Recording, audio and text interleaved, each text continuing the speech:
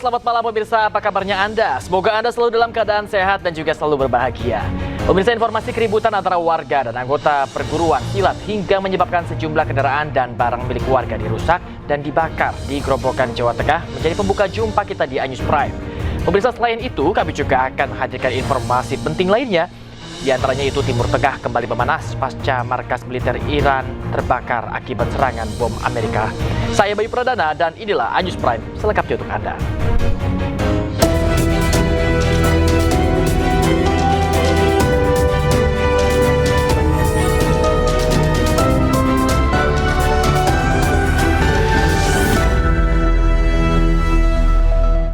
Pemirsa, Polda Metro Jaya segera periksa sejumlah barang bukti kasus korupsi yang menjerat ex-Jampitsus Febri Adriansyah. Polisi juga gandeng FBI dan kedutaan asing guna memeriksa barang bukti lainnya.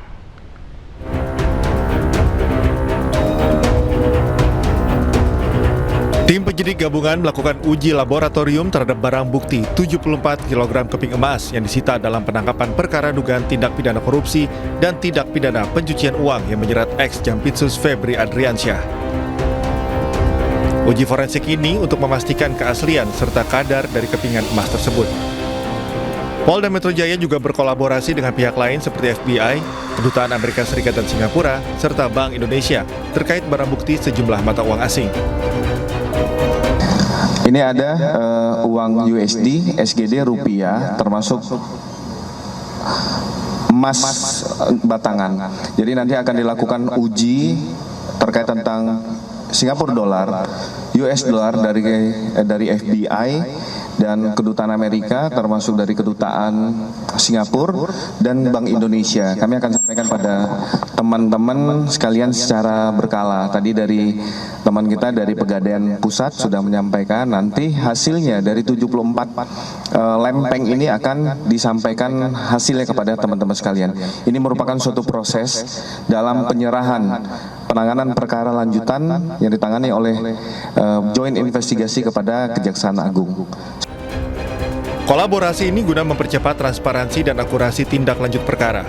Pihak kepolisian menegaskan keterlibatan ahli sangat krusial dalam menentukan nilai komoditas barang bukti tersebut secara sah. Dari Jakarta, Tim Liputan iNews melaporkan.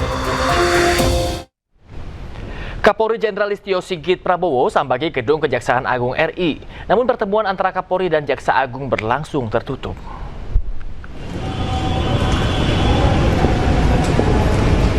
Kapolri Jenderal Listio Sigit Prabowo menyambangi gedung Kejaksaan Agung RI Senin sore. Kedatangannya didampingi sejumlah pejabat utama Mabes Polri.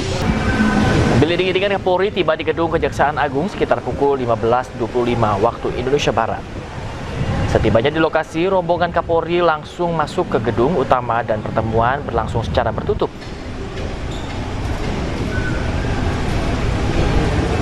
Dan sebenarnya ini adalah bukan program baru, ini adalah program lama.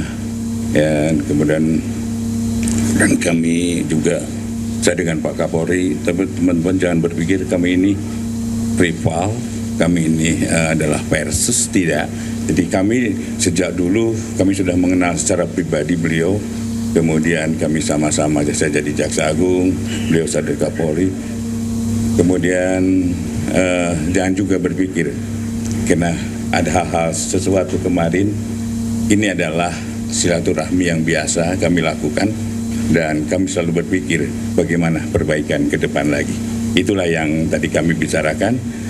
Kami mendapatkan kehormatan diterima untuk bisa bersilaturahmi dan beraudiensi terkait dengan beberapa hal yang tadi kita bicarakan untuk bagaimana ke depan antara kejaksaan dan kepolisian sebagai satu ikatan aparat penegak hukum di dalam sistem criminal justice system ini tentunya terus kita perkuat, kita perkokoh, apalagi kita juga ada KUHP baru yang tentunya ini juga sama-sama kita sosialisasikan bersama dan bagaimana ke depan tentunya kemitraan yang ada, sinergitas yang ada akan terus kita perkuat dan kita tingkatkan. Selain yakin ada tersangka baru, ahli hukum pidana Fikar Hajar meyakini ada aktor intelektual di balik mega korupsi yang menjerat ex-Jampitsus Febri Adriansyah. Hal tersebut diyakini dari besarnya nilai barang bukti yang ditemukan.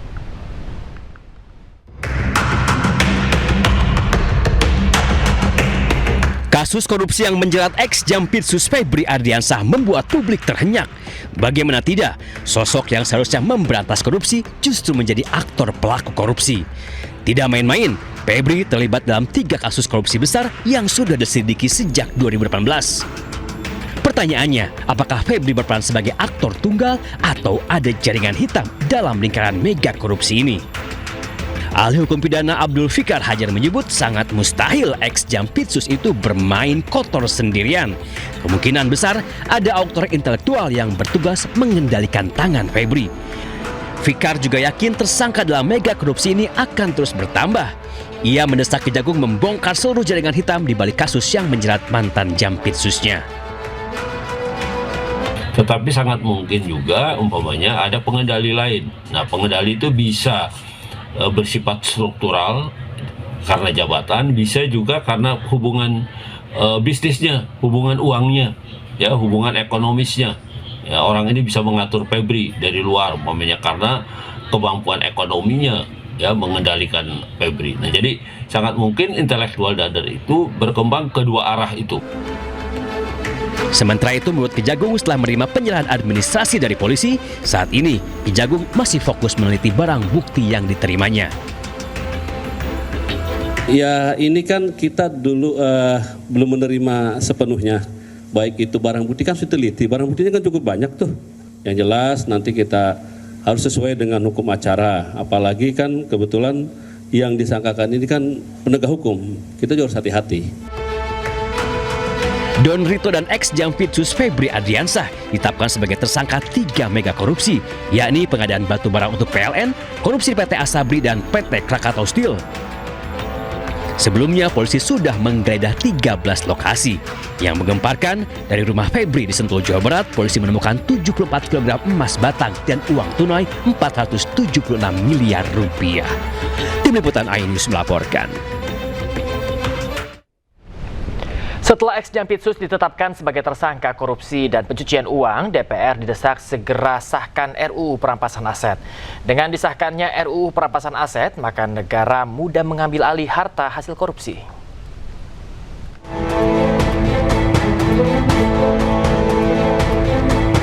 Setelah ditetapkan sebagai tersangka korupsi dan pencucian uang, publik mendesak aparat penegak hukum menelusuri aset yang dimiliki ex-Jampitsus Febri Adriansyah.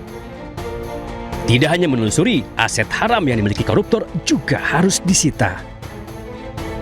Ahli hukum Hibnu Nugroho menyebut payung hukum yang paling kuat untuk mengejar aset hasil kejahatan adalah dengan segera mengesahkan RUU Perampasan Aset. Hibnu menyebut dengan sahnya RUU Perampasan Aset, maka semua aset hasil korupsi bisa diambil alih oleh negara.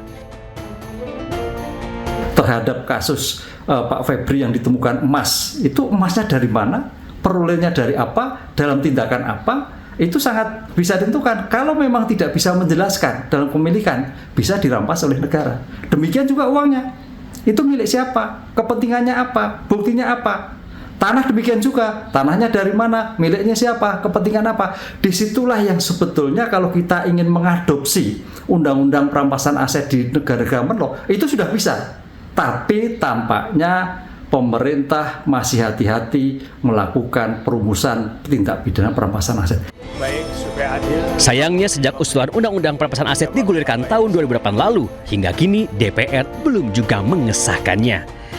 Belakangan justru muncul isu jika RUU Perampasan Aset telah dikeluarkan dari program prioritas 2026 dengan alasan melanggar hak asasi manusia. Ketua Komisi 3 DPR RI Habibur Rahman menepisnya. Menurut politisi Partai Gerindra itu, hingga kini DPR masih terus berjuang untuk mengesahkan RUU Perampasan Aset. Jadi nggak benar kalau ada hoax di media massa, ada meme-nya juga, tapi kebanyakan dari akun anonim mengatakan DPR menolak pengesahan RUU Perampasan Aset. Faktanya ini udah 3 masa sidang ini kita terus gaspol RDPU, ya. Terus membahas, ya, pembentukan undang-undang perampasan aset ini. Febri Ardiansyah ditetapkan sebagai tersangka korupsi untuk 3 kasus besar. Uang 476 miliar rupiah dan 74 kg emas ditemukan di rumahnya. Laporan harta kekayaan penyelenggara negara LHKPN menulis harta ex-Jampitsus Febri Adriansyah tertera 18,26 miliar rupiah. Sementara jumlah uang tunai yang disita mencapai 30 kali lipat dari harta yang dilaporkan.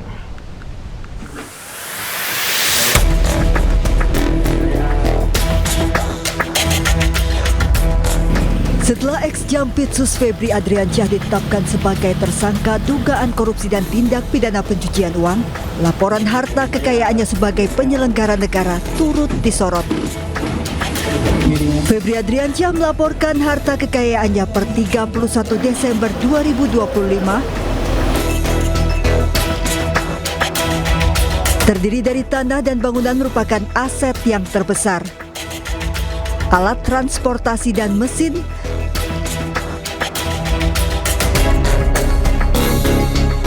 harta bergerak lainnya,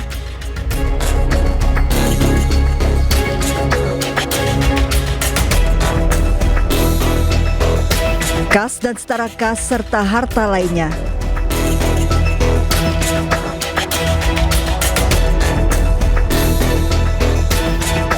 Namun tercantum Febri tidak punya utang sehingga total harta yang dilaporkannya hanya 18,26 miliar rupiah.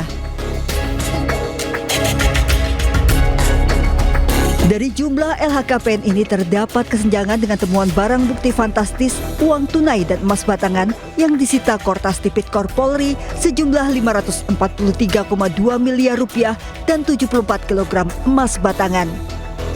Dengan uang tunai yang disita saja jumlahnya 30 kali lipat dari harta yang dilaporkan, belum termasuk emas batangan. Meski Febri menyebut barang bukti yang disita ada pemiliknya. Sementara dalam konferensi pers di Kejaksaan Agung sebelum mengundurkan diri, Febri mengakui rumah di Sentul yang digeledah merupakan rumah pribadinya. Namun ternyata rumah ini tidak terdaftar dalam LHKPN. Yang kedua tentang rumah Sentul, ya, itu memang rumah pribadi Jampitsus yang sudah sejak lama. Itu bisa dilihat bagaimana proses kepemilikan sejak awal.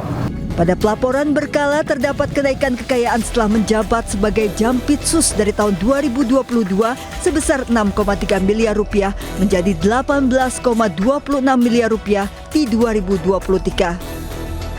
Namun tahun 2024 dan 2025 hartanya tidak terdapat perubahan, tetap 18,26 miliar rupiah.